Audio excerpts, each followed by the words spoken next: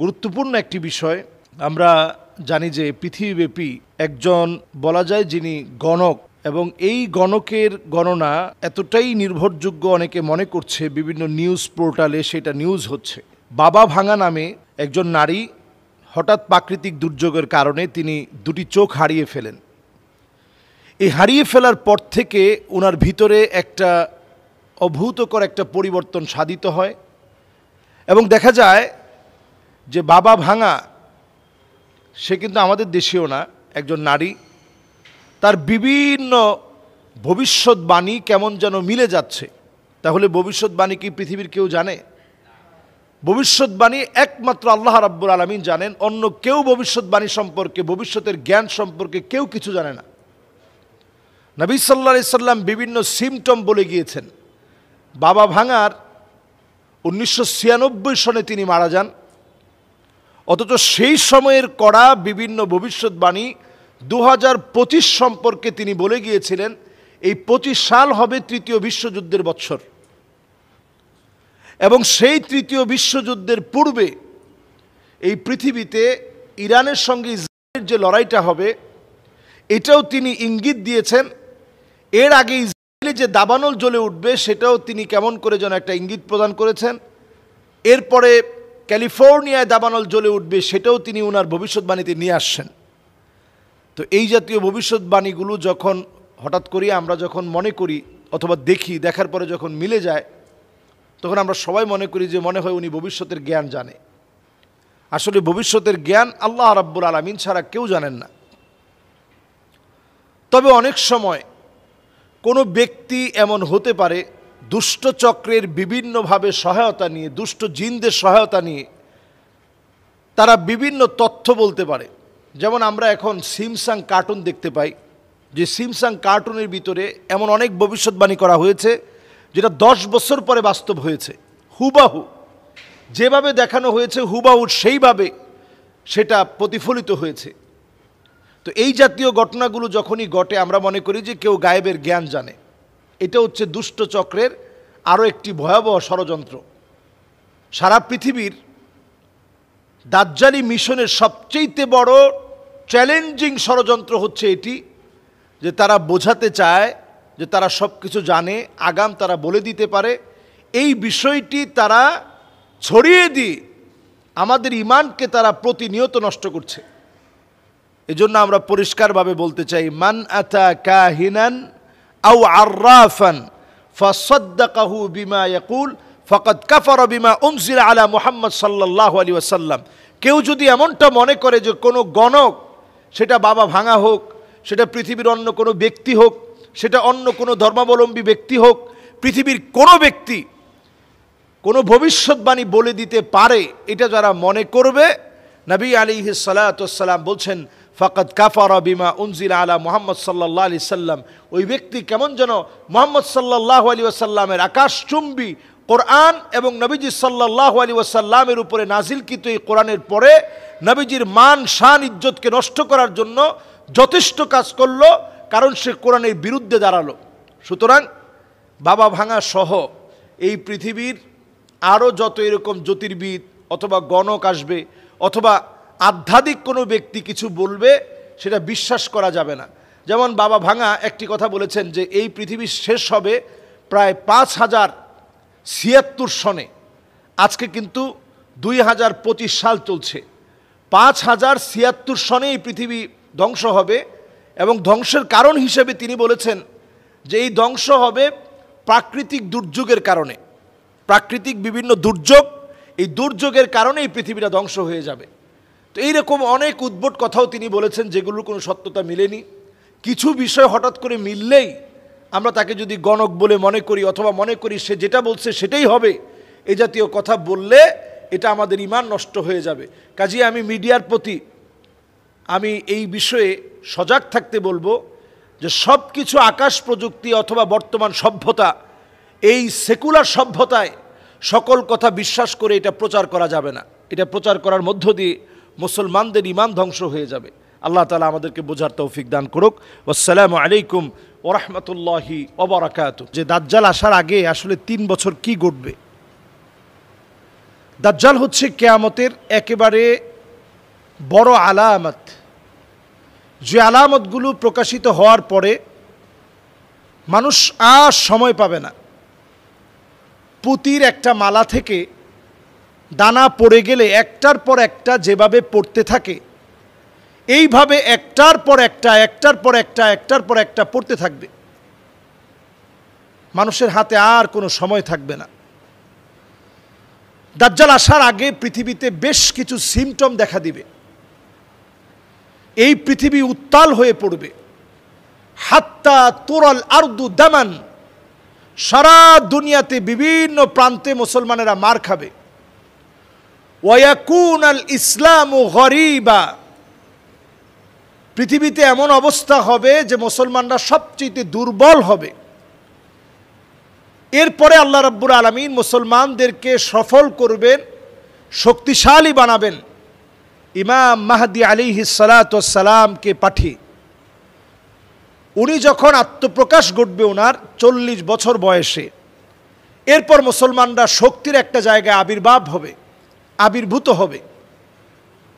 মুসলমানরা এতটাই শক্তিশালী হবেন, ইউসলিহুল্লাহু লাহু লাইলাতান ওয়াহিদা, এক রাত্রির ভিতরে মুসলমানরা শক্তিশালী হয়ে যাবে। সুবহানাল্লাহ বিহামদি।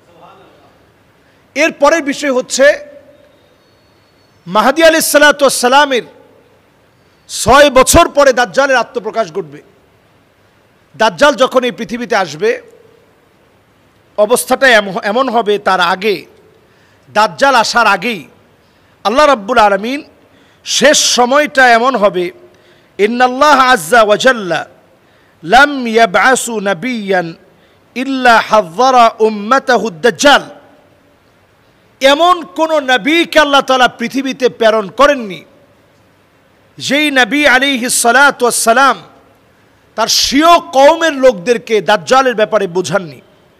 দাজ্জাল এই পৃথিবীতে আসার পূর্বে প্রথম বছরটি এমন যাবে, প্রথম বছরটির ভিতরে এমন ভয়াবহ অবস্থা দেখা দিবে, আল্লাহ তাআলা পুরো আকাশকে মেঘ পড়া, আকাশকে 3 ভাগের 1 ভাগ মেঘ পড়া আল্লাহ তাআলা বন্ধ করে দিবেন। আকাশ থেকে বৃষ্টি বর্ষণ 3 ভাগের 1 ভাগ হবে, আল্লাহ তাআলা বাকিটা বন্ধ রাখবেন। এরপরে আল্লাহ রাব্বুল আলামিন জমিনের উর্বরতা কমিয়ে নেবেন 1 ভাগ। দ্বিতীয় বছর এমন হবে জমিনের উর্বরতা আল্লাহ রাব্বুল আলামিন 2 ভাগ, আল্লাহ রাব্বুল আলামিন জমিনের উর্বরতা কমিয়ে নেবেন। এরপরে আল্লাহ রাব্বুল আলামিন এমন একটা সময় দিবেন, জমিনের উর্বরতা পুরোপুরি কমে যাবে, দুর্ভিক্ষ দেখা দিবে। দাজ্জাল আসার পূর্বে ইবনে মাজাহ উনি হাদিসটি বর্ণনা করেছেন। এরপরে দাজ্জাল এসে দাজ্জাল যে কাজটা করবে, ফালা তাবকা লাহুম সাইমাতুন ইল্লা হালাকাত, জমিনের অধিকাংশ জায়গা কেমন যেন ধ্বংস হয়ে পড়বে। দাজ্জাল আসার 3 বছর আগেই জমিনের অধিকাংশ জায়গা একেবারে ধ্বংস হয়ে পড়বে। এরপর জমিনের ভিতরে এমন অবস্থা হবে, ওয়া ইন্না মিন ফিতনাতিহি আইয়ামুররা বিল হাইয়্যি ফায়ুকাযযিবুনাহু ফালা তুবকা লাহুম সাইমাতুন ইল্লা হালাকাত। এই পৃথিবীতে এমন ফিতনা দেখা দিবে,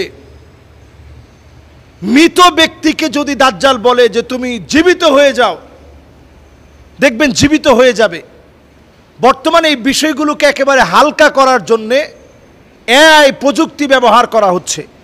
আপনারা অনেকেই হয়তো বিষয়গুলো অনেকে জানেন, অনেকে জানেন না।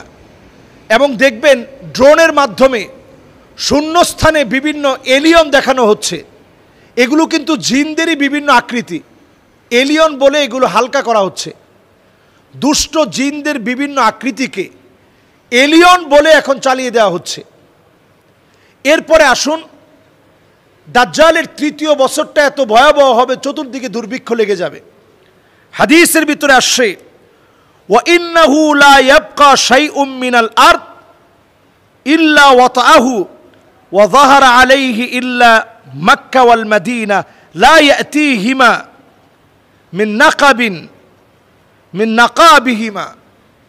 নবী আলাইহিস সালাতু ওয়াস সালাম বলছেন, মক্কা মদিনা শূন্য হয়ে যাবে, এত ভয়াবহ পরিস্থিতি সৃষ্টি হবে, ক্ষুধার তীব্রতা এত বেড়ে যাবে, মানব শূন্যতা দেখা দিবে। সেই সময়ে দাজ্জালের হাতে থাকবে রিজিক। যে লোকটা দাজ্জালের কথা বিশ্বাস করবে সে রিজিক পাবে। সঙ্গে সঙ্গে সাহাবী প্রশ্ন করলেন, নবী তাহলে সে সময় ইমানদারদের কি অবস্থা হবে? নবীজি বললেন, ইমানদারদের খাদ্য হবে তাকবীর আল্লাহু আকবার। ইমানদারদের খাদ্য হবে তাকবীর আল্লাহু আকবার। ইমানদারদের খাদ্য হবে তাহমিদ আলহামদুলিল্লাহ। ইমানদারদের খাদ্য হবে জিকিরের মধ্যে আল্লাহ তাআলা ইমানদারদের খাদ্য রাখবেন, জিকিরের মধ্য দিয়ে ইমানদারদেরকে আল্লাহ তাআলা রিজিক দান করবেন। সুবহানাল্লাহ বিহামদি। এই সময়টা আমাদের কাছে আপনি যদি একটু চিন্তা করেন, বর্তমান সময়ে এআই প্রযুক্তির সময়ে ড্রোনের মাধ্যমে শূন্য স্থানে কত কিছু দেখানো হচ্ছে, নানাভাবে বিভিন্ন জায়গায় বিভিন্ন চিত্র ধারণ করা হচ্ছে, নানাভাবে বিভিন্ন জায়গায় বিভিন্ন দৃশ্য আমরা দেখতে পাচ্ছি।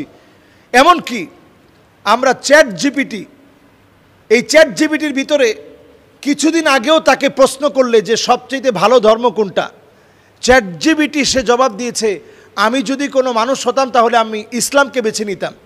কিন্তু দেখেন চক্রান্ত কেমন। এখন আপনি চ্যাট জিপিটিতে যদি আপনি প্রশ্ন করেন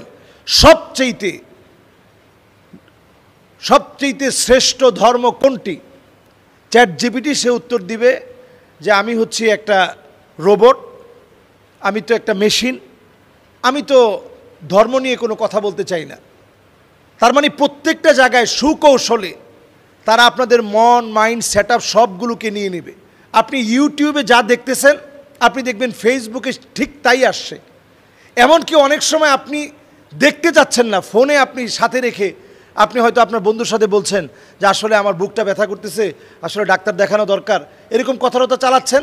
একটু পরে আপনি ঢুকবেন, দেখবেন অনলাইনে বিভিন্ন বিজ্ঞাপন আপনার চোখে পড়তেছে যে আপনার বুকে ব্যথা করতেছে, আপনি এই ওষুধটা খেতে পারেন, এটা খুব কার্যকরী ঔষধ। তার মানে আপনাকে টোটালি এখন কিন্তু নিয়ন্ত্রণ করা হচ্ছে অ্যালগরিদমের এই যুগে। অ্যালগরিদম ছাড়া এখন বর্তমানে কোনো প্রযুক্তি কল্পনা করা যায় না। এই সময়ে আপনার কোনো প্রাইভেসি বলতে কিছু নাই। সুতরাং বাঁচার জন্য দাজ্জালের ফিতনা থেকে এই যে জুমাবারে সূরা কাহাফ পড়ুন, প্রতিনিয়ত 10টা আয়াত সূরা কাহাফের তেলাওয়াত করার চেষ্টা করেন। আমরা ইনশাআল্লাহ দাজ্জালের যে ফিতনাগুলো আমরা এখন শুনছি, জানছি, এগুলো যেন মাইক থেকে বলা বন্ধ না হয়ে যায়। নবী আলাইহিস সালাতু ওয়াস সালামের সেই বিখ্যাত বিষয় যেটা আমাদের প্রত্যেকের প্রচারে রাখা দরকার। নবীজি বলছেন, আমি দাজ্জাল সম্পর্কে যা বলে গেছি কোনো নবী তা বলে নাই। দাজ্জাল হচ্ছে আওয়ার, দাজ্জাল হচ্ছে তার এক চোখ টেরা থাকবে, অন্ধ থাকবে, ফুলা ফাপা নষ্ট থাকবে। আমি আল্লাহ রাব্বুল আলামিনের নবী মুহাম্মদ সাল্লাল্লাহু আলাইহি সাল্লাম যেভাবে সতর্ক করেছি, এই সতর্ক দুনিয়ার কেউ করেনি। আমি তোমাদেরকে সতর্ক করে গেলাম, আমার আল্লাহ তিনি আওয়ার নয়, আমার আল্লাহ তিনি অন্ধ নন। এজন্য আমরা দাজ্জালের বিষয় যেদিন মাইক থেকে বলা বন্ধ হয়ে যাবে তখন দাজ্জাল আসার সময়টা চলে আসবে। বর্তমানে এই সময়ে দাজ্জালের ব্যাপারে আমরা তেমন কোনো কথা বলিও না, আমরা শুনিও না এবং চেষ্টাও করি না। আল্লাহ আমাদেরকে বোঝার তৌফিক দান করুক।